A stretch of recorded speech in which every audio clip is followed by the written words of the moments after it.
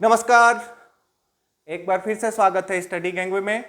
मैं हूं चंदन वर्मा और आपको कंटिन्यू पढ़ा रहा हूं जनरल साइंस के चैप्टर नंबर 9th में हम लोग चल रहे हैं और चैप्टर नंबर 9th का ये तीसरा और अंतिम लेक्चर है।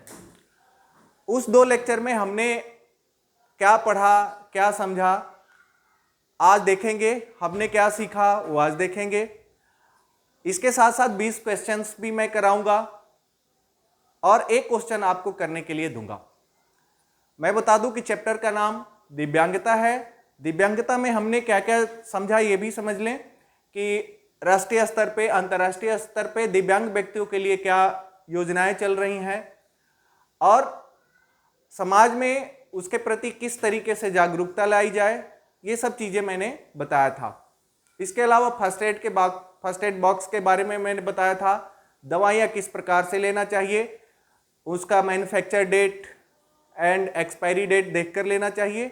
तमाम चीज़ें, प्राथमिक उपचार किस तरीके से करना चाहिए, यदि ज़्यादा गहरी चोट है तो खुद ही डॉक्टर न बन करके तुरंत ही किसी अस्पताल या डॉक्टर के पास ले जाना चाहिए। तो चलिए हम देखते हैं कि उस 2 लेक्चर से हमने क्या सीखा और मैंने उसमें क्या क्या आपको बताया था, उसका शॉर्ट में हम लोग देखते हैं। शारीरिक एवं मानसिक अक्षमताओं को दिव्यांगता कहते हैं। चैप्टर का नाम ही है, चैप्टर नंबर 9 जो है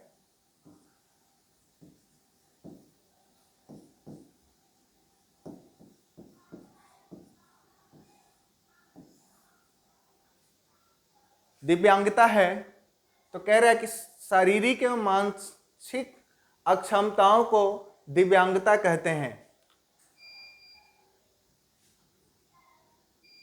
वर्तमान में 21 प्रकार की अक्षमताओं को दिव्यांगता की श्रेणी में रखा गया है। कह रहा है कि सरकार ने 21 प्रकार के अक्षमताओं को, जैसे सुनने में, चलने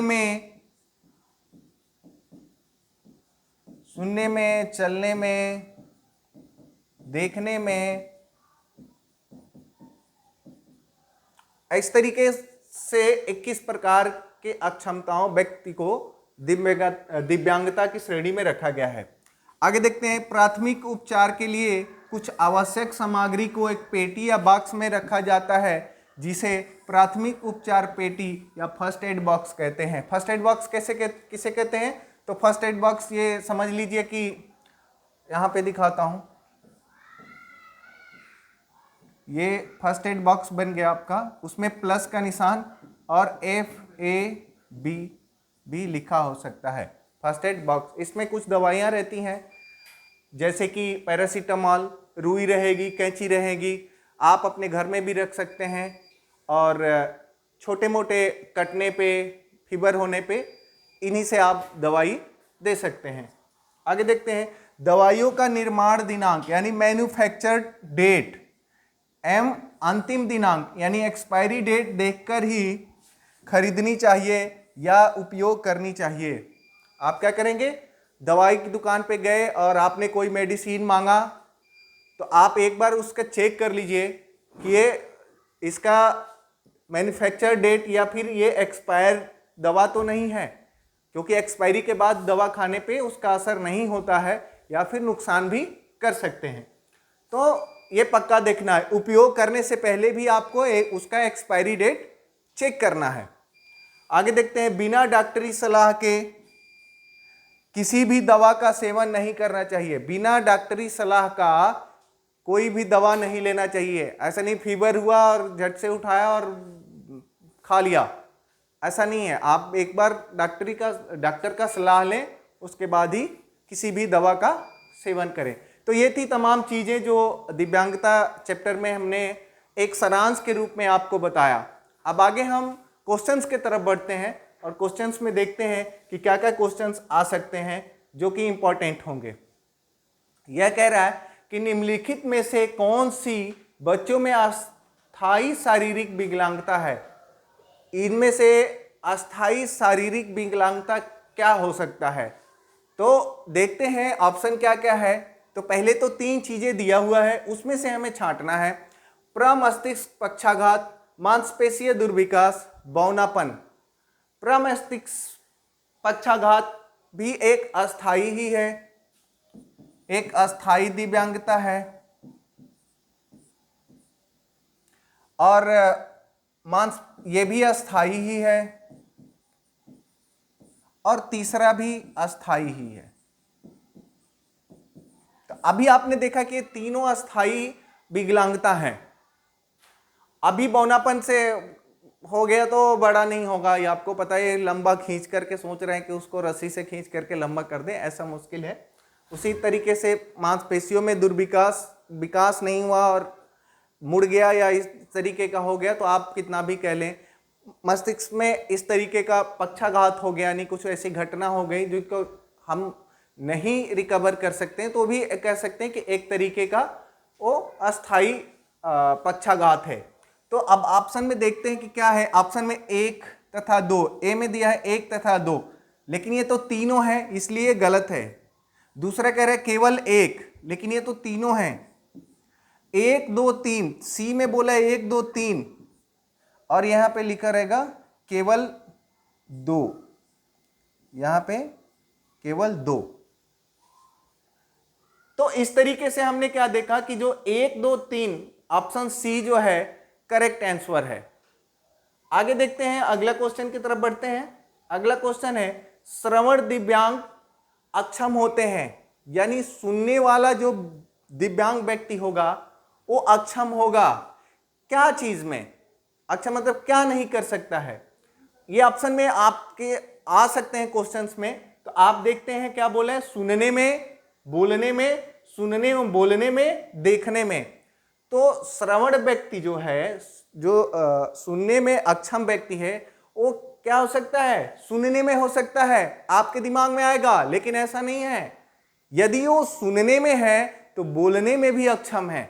लाइक गूंगा व्यक्ति जो है, गूंगा व्यक्ति जो है वो क्या होता है? सुनने में और बोलने में दोनों में अक्षम होता है, दोनों में अक्षम होता है। अब चलते हैं, गूंगा व्यक्ति क्या होता है? सुनने में भी अक्षम होता है, बोलने में भी अक्षम होता है। उसी तरीके से कह रहा है कि श्रवण दिव्यांग अक्षम होते हैं, सुनने वाला दिव्यांग क्या नहीं कर सकता है? तो एक तो सुन भी नहीं सकता है, और जब सुनेगा नहीं तो बोल भी नहीं सकता है। तो देखते हैं, ये सुनने में, बोलने में, ये कि सुनने और बोलने में, यानी option C is the correct answer. वो न सुन सकता है और न ही बोल सकता है, या फिर हम कह सकते हैं क्यों, लाइके गूंगा होगा। आप श्रवण दिव्यांग देख करके तुरंत आप ऑप्शन पे टिक मत मारिए, नीचे का भी ऑप्शन देखिए और अपना दिमाग लगाइए। तो option C is the correct answer. Next question में देखते हैं, हड्डियों, जोड़ों तथा मांसपेशियों की अक्षमताओं को कहते हैं, देखते हैं क्या कहते हैं। तो डिस्क्लेसिया नहीं, दृष्टिबाधित नहीं, डिस्ग्राफिया नहीं, लोकोमीटर दिव्यांग, लोकोमीटर दिव्यांग जो है कहते हैं। देखते हैं डिस्क्लेसिया में क्या होता है, वो पढ़ने में कमजोर रहेगा लड़का, ये है पढ़ने में, दृष्टिबाधित देखने में, और ये जो है डिस्ग्राफिया लिखने में। फाइनली लोकोमोटर दिव्यांग जो होता है, हड्डियों, जोड़ों तथा मांसपेशियों के अक्षमताओं वाले व्यक्ति को हम लोकोमोटर दिव्यांग कहते हैं। Option D is the correct answer. Next question में देखते हैं, विश्व दिव्यांग दिवस कब मनाया जाता है? विश्व दिव्यांग दिवस हम लोग, मैंने बताया था कि 3 दिसंबर को विश्व विकलांग दिवस या विश्व दिव्यांग दिवस मनाते हैं। ये आपके क्वेश्चंस में आ सकते हैं, आपके साइंस में आ सकता है। नेक्स्ट क्वेश्चन चलते हैं, पहला पैरा ओलंपिक खेल का आयोजन किस सन में हुआ था? पहला पैरा ओलंपिक खेल का आयोजन किस सन में हुआ था? तो 1960 में हुआ था। यहां भी ऑप्शन नंबर सी में और रोम में हुआ था, ये भी याद रखेंगे। ये भी क्वेश्चन आ सकता है, कहां पे हुआ था?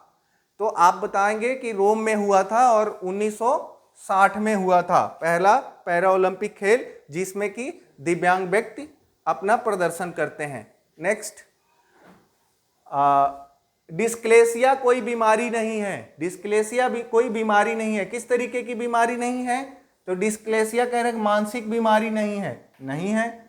शारीरिक बीमारी नहीं है, बौद्धिक बीमारी नहीं है। तो ऑप्शन डी जो है करेक्ट आंसर है और ए और बी तथा सी जो है गलत है। डिस्क्लेसिया कोई बीमारी इस तरीके का नहीं है, न मानसिक है, न बौद्धिक है और न ही शारीरिक है। इसमें क्या होता है, लड़का जब छोटा रहता है या कुछ एज तक रहता है, उसको पढ़ने में थोड़ा दिक्कत होती है, पठन क्रिया में दिक्कत होती है, उसको देखने में दिक्कत होगा, समझने में दिक्कत होगा।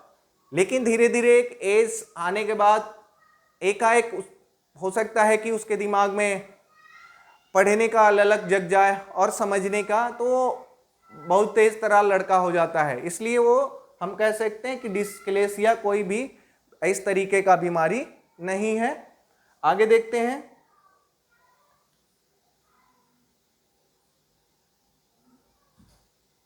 श्रवण दोष से कब से हो सकता है, यानी श्रवण दोष कब से हो सकता है, देखते हैं।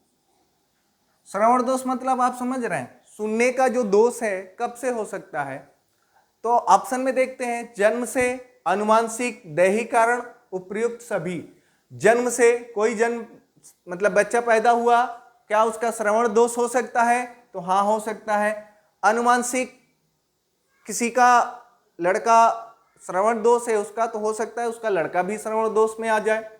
और दैहिक कारण यानी एक आकस्मिक कोई घटना हो जाए तो ये दैहिक कारण से भी उसका श्रवण दोष हो सकता है, यानी सुनने की क्षमता जा सकती है, किसी एक्सीडेंट में जा सकता है। तो इस प्रकार से हम देखते हैं कि उपयुक्त जो है सभी, यानी ऑप्शन नंबर डी जो है करेक्ट आंसर है। दिव्यांगजन अधिकार विधेयक किस वर्ष में पारित किया गया था? दिव्यांगजन विधेयक अधिकार विधेयक किस वर्ष पारित किया गया था? तो 2016 में पारित किया गया था। ये आप लिख लेंगे, करेक्ट आंसर है। 2016 में सरकार ने दिव्यांगजन अधिकार विधेयक दिवस पारित किया था। इसमें उनके परसेंटेज कितने रहेंगे, कितने लोग सरकारी नौकरियों में जाएंगे, तमाम तरह की बातें उसमें लिखा हुआ है। अगला चलते हैं। अगला नंबर, यदि बच्चे को उचित दृष्टि और शारीरिक बनावट होने के बावजूद दीवार घड़ी के समय बताने में बार बार कठिनाई होती है, तो वह किसका संकेत होता है? कह रहा है कि यदि बच्चे को उचित दृष्टि और शारीरिक बनावट होने के बावजूद दीवार घड़ी के समय बताने में बार बार कठिनाई होती है, तो वह किसका संकेत है? यानी एक दीवार घड़ी है, आप समझिए, और वो दीवार घड़ी का मान लीजिए कि 3 बज रहा है, ये 3 बज रहा है, ये मान लीजिए 3 बज रहा है। अब क्या होगा कि वो लड़का गया, उससे बोले भाई घड़ी की टाइम बताओ, तो गया तो करेक्ट बता नहीं रहा है, बोले 9 बज रहा है, कभी बोला है कि 12 बज रहा है, कभी बोला 12:15 बज रहा है। तो ये किसके लक्षण है? और ये डिस्क्लेसिया के लक्षण है। पाठन में उसको दिक्कत हो रही है, उसको पढ़ने में दिक्कत आ रही है, समझने में दिक्कत आ रही है, ठीक है। तो वो जो है ऑप्शन नंबर ए जो है करेक्ट आंसर है, ठीक है। अगला देखते हैं। अगले क्वेश्चन में चलते हैं हम लोग।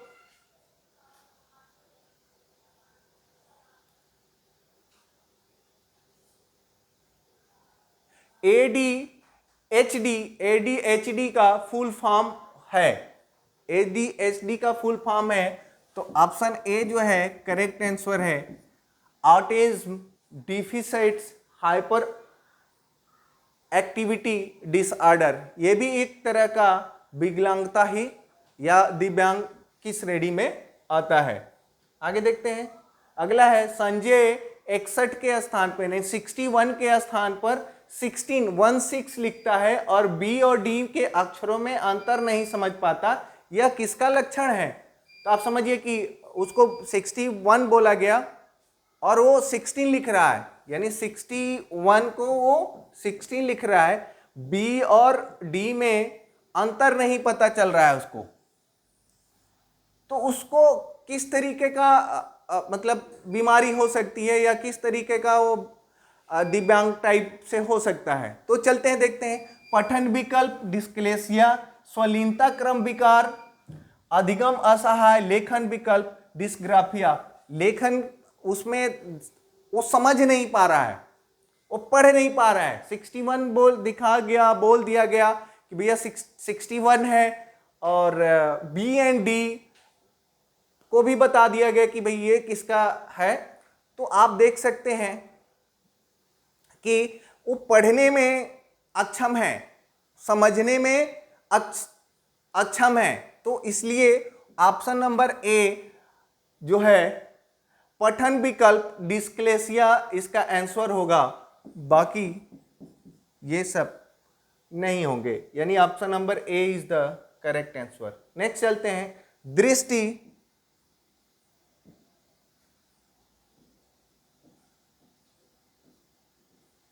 दृष्टि छीड़ता वाला एक बच्चा किसकी मदद से कार्य को अधिगम करता है? दृष्टि छीड़ता अंधा व्यक्ति किसके कह रहा है कि भाई किसकी मदद से कार्य को अधिकतम करता है? अब आप अंधे हैं तो किसके मतलब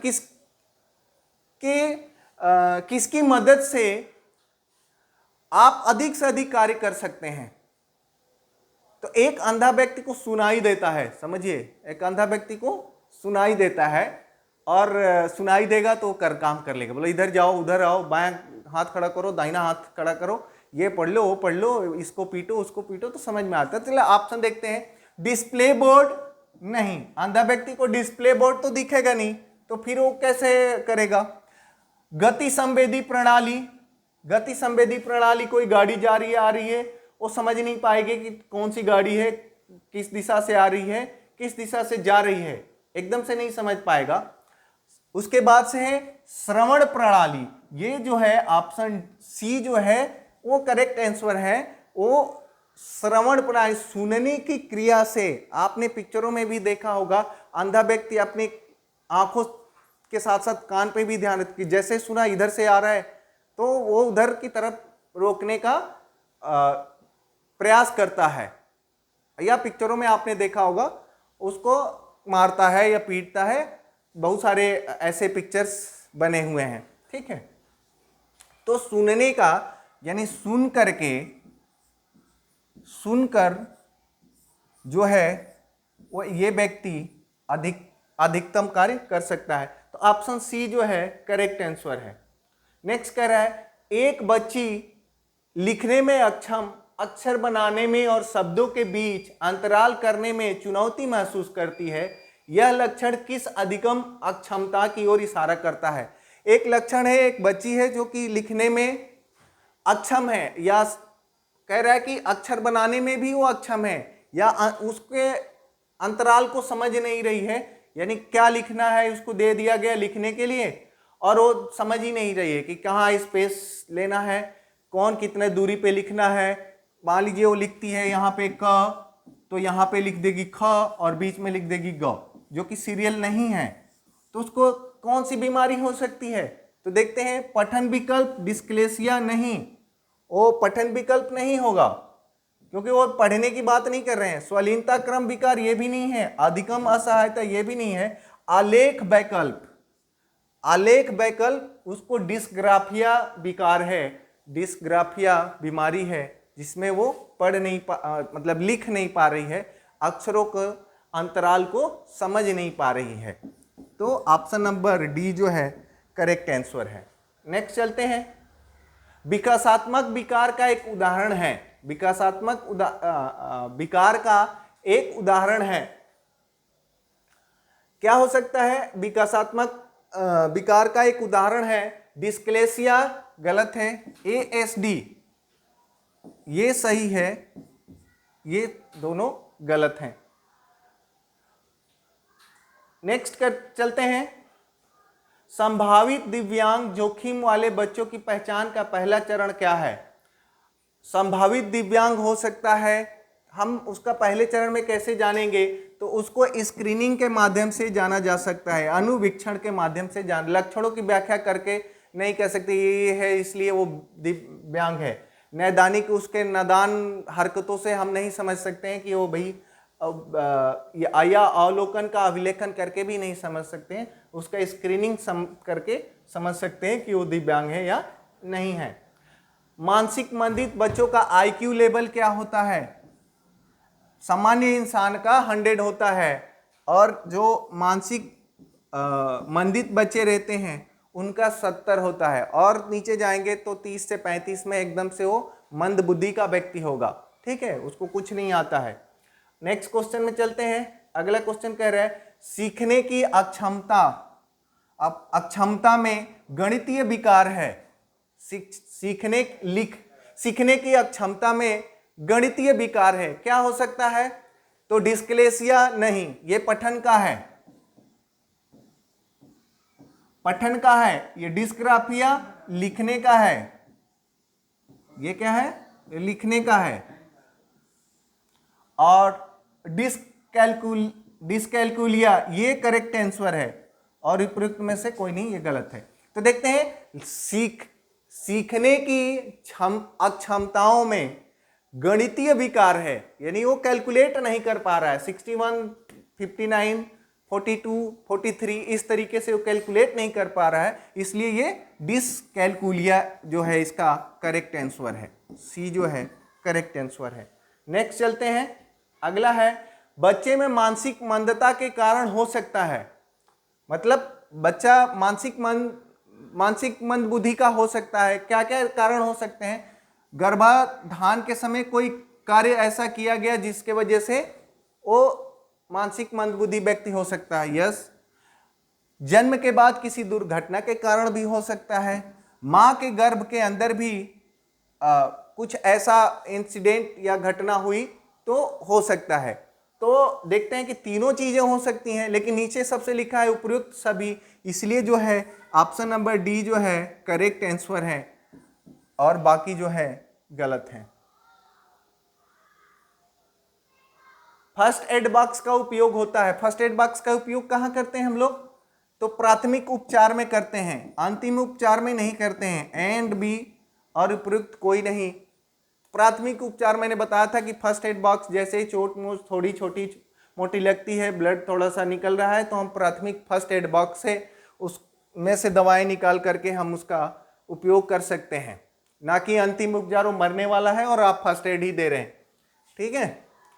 नेक्स्ट है दवा खरीदते समय देखना चाहिए, क्या देखना चाहिए? कलर नहीं देखना है, manufacturing date and expiry date देखना है। ठीक है, ये है manufacturing date and expiry date.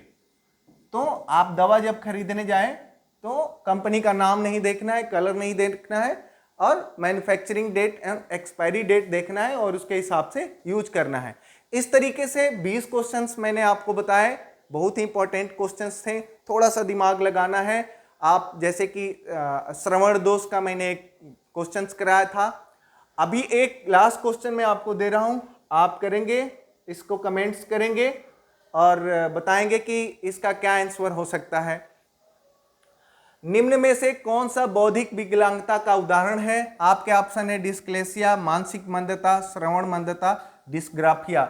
ये 4 जो है ऑप्शन आपके सामने है, और जितना मैं पढ़ाया हूं, जितना लेक्चर दिया हूं, इसमें से ही है। आप यदि मेरे सारे लेक्चर्स देख रहे हैं, देखते हैं, तीनों लेक्चर्स आप इस चैप्टर को यदि देखते हैं तो पक्का इस क्वेश्चंस का आंसर आप दे देंगे।